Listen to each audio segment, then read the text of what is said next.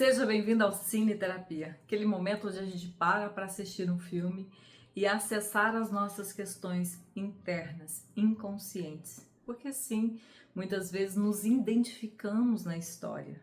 E isso faz com que a gente fale, meu Deus, eu passo por isso, eu vivo isso, ou eu sinto isso. E esse filme em especial, quero muito agradecer, foi uma seguidora que deixou para mim essa indicação lá no meu Instagram, tá bom?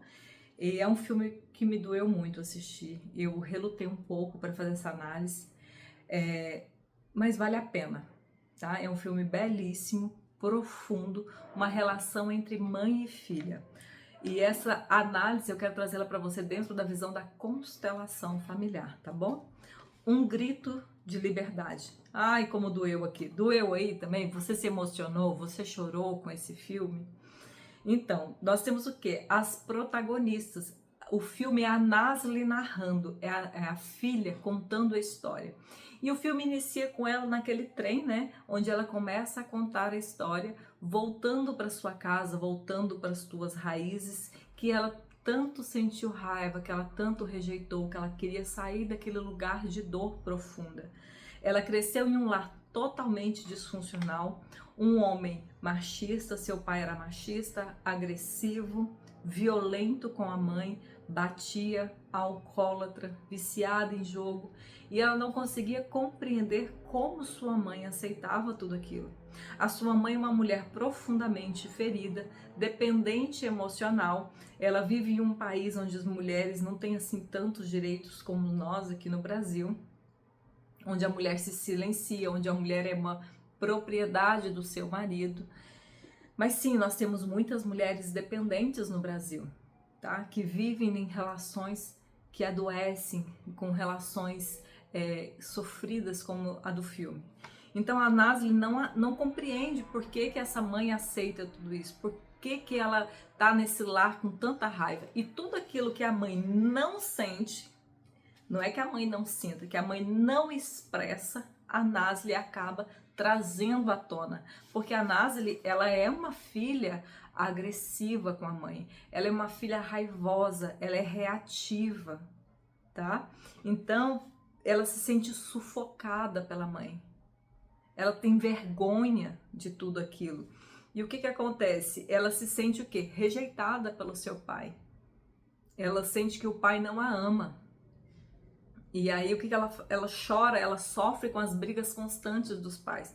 Então a gente vê ela ali nervosa, vê ela ansiosa, vê ela sem ação naquele lugar. Então o maior desejo da Nasli era ir embora daquilo tudo. Então ela falava, eu não vou me casar, eu quero ir embora daqui, eu quero construir a minha vida longe daqui, tá? Então ela se sente impotente diante daquela violência, diante daquela dor. E aí ela humilha a mãe. Ela desconta toda a raiva, ela desconta toda a frustração nessa mãe. E toda aquela violência do lar, como eu disse para você, a Nasli expressa tudo aquilo, tá bom? Então, ela conversa com a mãe. Mas por que você não se separa? Por que você aceita tudo isso? E aí a mãe diz para ela, mas para onde eu vou, filha? Aqui pelo menos tem um teto sobre a minha cabeça. Aqui tem o seu pai, né? Esse homem que, bem ou mal, coloca comida dentro de casa, né? Eu não tenho dinheiro, eu não tenho casa. E aí a filha diz, se fosse comigo eu faria diferente. E aí a mãe responde, eu não vou embora por sua causa. E isso gera um problema seríssimo na filha, tá? Na filha, no filho. Esse lugar onde a mãe essa mulher sofrida, essa mulher submissa, essa mulher agredida, e a mãe diz, olha, eu não vou embora porque eu tenho você. A culpa, gente. E aí tem um momento em que a Nasli, narrando o filme, ela fala o seguinte, minha mãe precisou escolher entre a vida dela ou a minha. Olha que peso que é isso para uma filha, para um filho, tá? Então ela sentia que, poxa vida, eu custo caro para minha mãe, tá? Toda essa culpa vai consumindo essa menina e vai gerando uma raiva nela muito profunda. Então ela sente o quê? Sufocada e controlada pela mãe. Na narrativa, ela sempre traz o quê? Era o sonho da minha mãe. Eu estudei porque era o sonho da minha mãe. Eu me formei porque era o sonho da minha mãe. Por quê? Deixa eu falar um pouquinho sobre a mãe dela, né? A mãe dela é uma senhora que não tem vida. É a Aizy, né?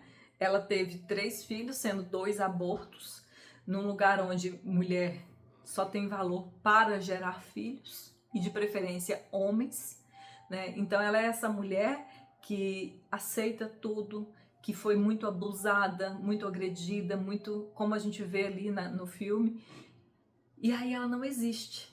E como que ela vai existir? Projetando os teus sonhos na filha. Então ela vive uma simbiose com a sua filha e isso aprisiona a filha. Então ela projeta: você vai ser o que eu não pude ser, você vai estudar o que eu não pude estudar, você vai viver aquilo que eu não pude, você vai ser independente, você vai ter o seu dinheiro. Ah, Tete, mas isso não é bom? É, mas não quando a criança se sente controlada, obrigada. Nós que estamos assistindo do lado de fora, conseguimos ver que aquela mãe está dando tudo que não tem para aquela filha. Mas ali dentro dessa relação, a filha se sente acuada, se sente agredida, se sente assim: eu quero respirar, eu quero ter opinião, eu quero, sabe, eu quero pensar por conta própria. Então essa mãe vive através da filha, ela se realiza através da filha e a filha se sente, como eu disse para você, culpada de tudo isso. Então nós vemos que ela é muito inteligente. Como assim, Eliette? Ela recebe o dinheiro do marido para fazer compras e ela pechincha na feira para conseguir descontos, para guardar a moedinha que seja, e ela vai colocando num potinho para que isso para dar para a filha no futuro, para comprar roupas para essa filha no futuro quando ela passa na faculdade. Então ela vive uma vida de muito alto sacrifício, uma vida de mártir mesmo. E isso tudo vai gerando um peso muito grande para a filha, tá? E outra coisa, ela consegue tudo que ela quer. Não importa se aquele marido é agressivo, se aquele marido é violento, ela vence pelo cansaço. E quando ela quer uma coisa, ela fica falando, ela vai, nossa filha vai estudar, nossa filha vai, e ela vai conseguindo tudo isso. Então, muitas vezes, eu quero te trazer essa reflexão. A filha olha para a mãe e vê uma mulher fraca, vê uma mulher submissa, uma mulher que apanha, uma mulher que isso ou aquilo, mas não consegue perceber a força da mãe. Porque a Aizy é uma mulher extremamente forte. No meio, em toda aquela dor, ela conseguiu realizar todos os sonhos dela. Quem não teve sonhos foi a filha. Quem não teve vida foi a filha. Porque foi consumida por essa dor, tá? Então, o que a mãe dela dizia? Não faça como eu. Estude, se sustente. Isso faz com que a filha se sinta na obrigação de ser forte, de ser independente. Vai gerando muitas vezes a filha guerreira, tá? Ela encara e enfrenta o marido para cuidar da filha. Nós vemos ali, outra coisa que eu quero te dizer, é que muitas vezes nós pensamos assim: ai, ela era tão boazinha, vírgula. Por quê? Porque ela, por trás daquele verniz de boazinha, quando a filha dela passa na faculdade, ela vai alfinetar a amiga. Ela quer humilhar a amiga, porque a sua filha não conseguiu. Entende? E quando a filha dela também vai ficar noiva, ela se revela ali. E ela faz isso para proteger a filha. Não, ela se revela quem de fato ela é. Ela é uma mulher muito ferida e com muita raiva interna guardada, muita agressividade. Depois ela baixa e pede perdão para a sogra da filha. Mas a gente vai percebendo que por trás daquela fachada de boazinha, existe uma mulher que consegue tudo que ela quer. Uma mulher agressiva, uma mulher reativa, sim, tá? E aí ela vai sugando a vida dessa filha. Ela vai vivendo através dessa filha. Ela vai deixando de viver, ela vai se sacrificando. E como que a filha se sente? Sobrecarregada, sufocada, asfixiada. E ela não consegue mais receber todo esse amor, tudo isso que vem dessa mãe. Tudo que ela quer é o quê? Fugir para bem longe. E aí eu quero ler aqui para você o que o Bert fala sobre isso. Tá nesse livro aqui, tô pondo aqui para você ver para o vídeo, printa.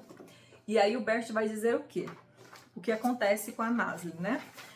Quando alguém me dá muitas coisas grandes e boas que eu não consigo retribuir, isso realmente é difícil de suportar. Então eu me volto contra o doador eu me volto contra o doador, ficando zangado com ele. E essa raiva se manifesta como recriminação. Por exemplo, dos filhos contra os pais. Ele se torna um substitutivo do tomar, do agradecer e do próprio agir. E o que acontece com essa pessoa? Paralisa e esvazia, ou se manifesta como depressão, que é outro lado da recriminação, tá?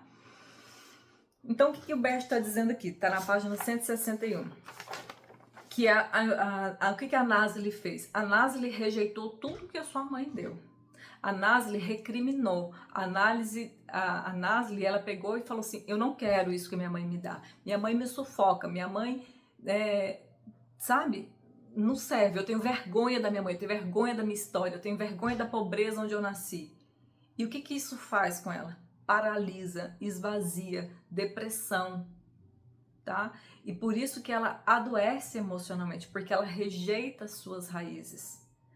E ela, se você olha, a Nasli é uma pessoa sem brilho, sem felicidade, sem vida.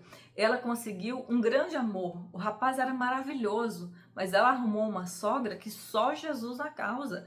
Uma sogra que a humilhava, que diminuía, que a rejeitava, assim como ela rejeitava a si mesma, a sua própria história. Então ela encontrou uma sogra que ela queria agradar a qualquer custo e ela não conseguiu ser feliz. E eu quero assim, infelizmente ela falece no filme, mas quantas mulheres, por carregar toda essa dor, toda essa raiva, toda essa mágoa,